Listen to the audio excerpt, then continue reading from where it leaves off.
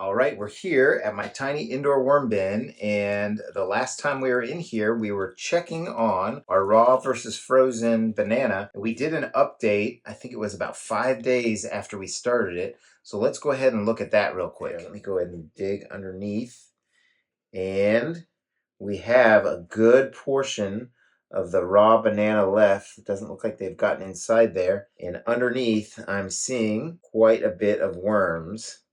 So there you go. I'm starting to see more worms here, I think. Let me go ahead and try and get underneath, see if they've gotten more to the frozen side. And this is the side I thought maybe they'd attack a little bit quicker. And all right, so we've got definitely a more flat banana. And it looks like, I don't know, it looks like there's quite a bit of worms there. Starting to get in here, but I don't know that it's any more than the other side. It certainly is flatter, and there are a bunch of worms under here, so not sure if we can make a determination from there. But let's go ahead and look in the toilet paper roll right in here. And oh, I think we're seeing quite a bit in there. Let me look on the other side. And yeah, they've definitely found it. So I don't know if 5 days was short, was probably too short of a time, but they are certainly going inside this end. And oh yeah, look in there. I don't know if you can see right in there. Lots of worms. Lots of kind of gritty stuff and mice too. Oh man. Oh, check that out. Oh, they are definitely going for the frozen quicker, I think. That is a lot of worms right there. I'm going to see if I can sneak that worm ball right back in. And let's put that down. So I think the frozen is probably more. I'm just going to recheck the raw. I'm going to try and pull it out just like I had there and give it a fair shake just in case there were a bunch in there just like that. And let's see. Oh, yeah. Not quite as many, but there are some just like there were with the frozen. So the worms are clearly going in there. We have caught them in the act. So let me just kind of hide this banana right back in here, and we will check it after a few more days. All right, so we are back, and it has been 6 days since that last check-in. So let's just kind of take off the top and see how they've done since that 5-day update. Now this right here is the frozen, and this is the raw. So I'm going to try and, I guess I'll first look at the frozen banana right here and see how it did. Now when we pulled that out, it was flat before. So let's see if they've eaten it all or it just kind of looks the same. I'm thinking maybe the peel is going to be there, and yep, sure enough, we still have what looks like the peel.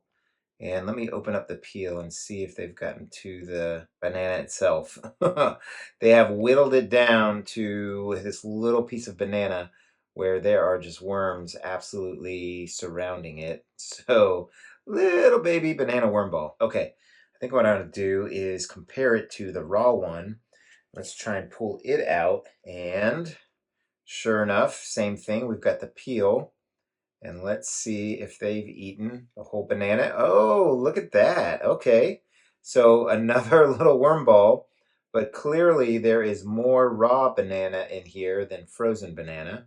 So just as most people, I think, had suspected, that's the case, and a nice little tiny worm ball right there. So I'm going to put that to the side, and then let's dig into, I think we'll go with the raw cardboard tube and see how they did there. And I think I'm just going to rip it right open to see. I think the last time we peered into the hole, and I think if I just break it open like this, we'll get a good look at it. Oh, check it out. Lots of mites, but tons of worms attacking it.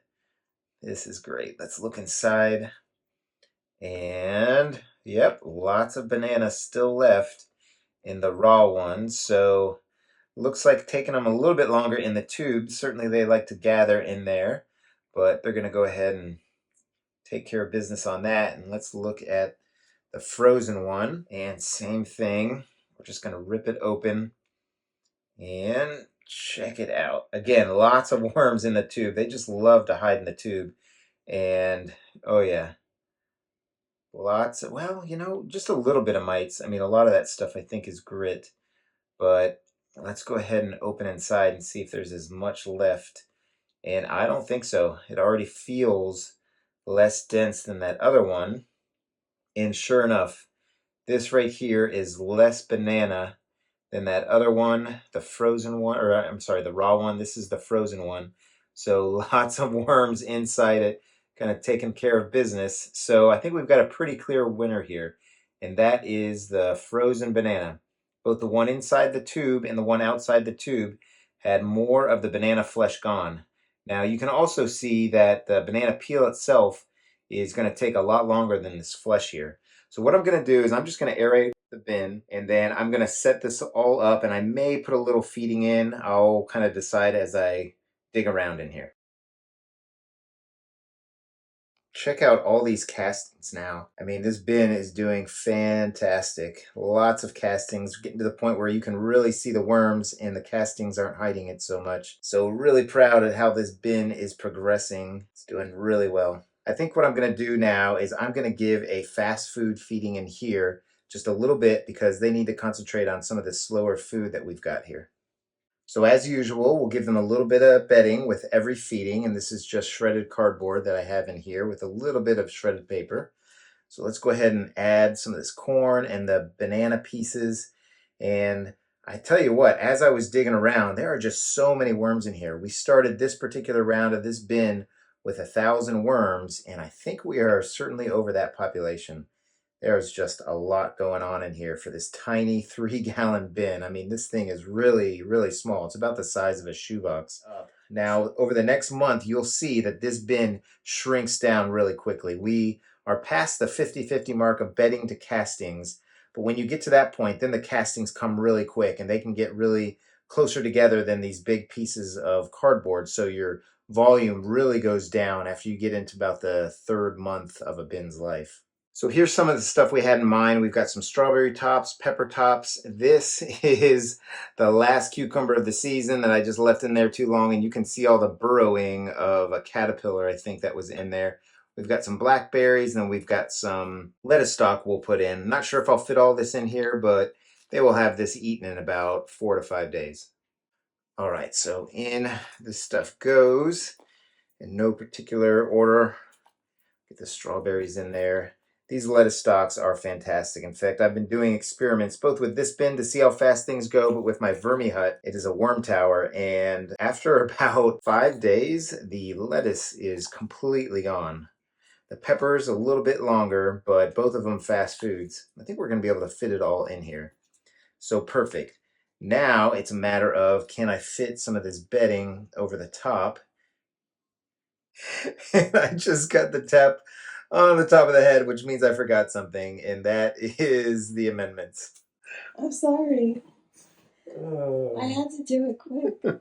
oh, what a good executive producer we have there. This is just some pulverized grains and oats. It's just a worm chow that I make. In fact, I'm going to put that all over the place. Here's just some coffee grounds that we have used from our used coffee, and then I just save them up and add them to the worm bin. Just a great place to put them. Just more food for them and my garden. And then finally, kind of same thing as the coffee, except for this is grit, the coffee is not. And this is just pulverized eggshells that the worms use in their digestion, but also it's a good way to get some more calcium and nutrients into my garden, kind of like the coffee. All right, so now I will bury the feeding zone up, and you'll see that there'll be a depression on the sides as I'm kind of using the excess bedding to bury the food scraps. But when we come in here in about 7 to 10 days, there'll actually be a depression right here in the middle where all this food kind of melts and thaws out and goes down, and then the worms start eating it, and that also reduces the volume in it. So let's go ahead and put our newspaper back on top there. And then we'll add our plastic. And I'm going to keep with this plastic because the moisture level is just about perfect, I think. Just a little tiny bit dry. I wouldn't even call it dry, but not to the point where I think we need to take the plastic off. So we're going to leave that on there. So I hope you're all doing well. I hope your worm bins are doing well. And happy vermicomposting, everybody. Take care now.